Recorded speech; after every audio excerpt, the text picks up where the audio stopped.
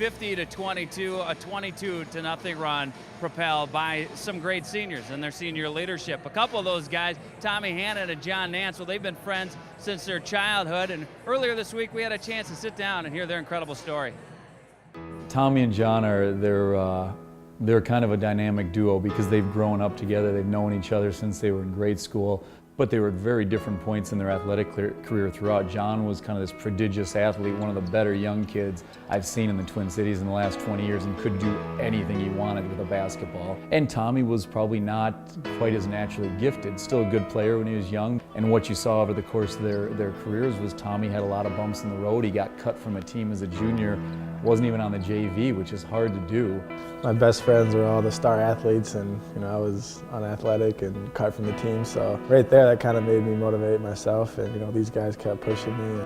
Instead of blaming other people, instead of pouting or whining, he really looked at it and said, okay, take a good look in the mirror, I've got to get better. I knew Coach Tyler ever since I was growing up. I went to his camps, and at first I was kind of like, why is he talking to me? He probably just wants my friend John. He kept coming to games and kept giving me a chance, and I was a late bloomer, so it looked like I had a little bit of potential in me. I knew that if he put in the hard work, he could do it here.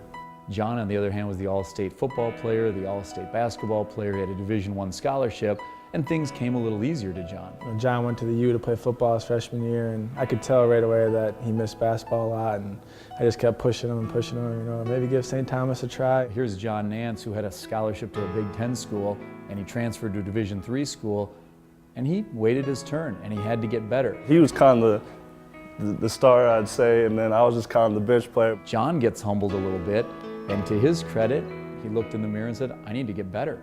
Who would have thought 3 years later we'd both be on the court, lead the team in scoring and win a national championship. So it was pretty surreal. It was just awesome to think that two guys from St. Paul that grew up together playing baseball could be national champions and playing in Virginia. Something we never talked about, but was pretty awesome to be able to play these last 4 years together. We're trying to put a great finish on it by winning another national championship, just going out on a bang, just having that senior year, having lots of memories and saying that we won it again.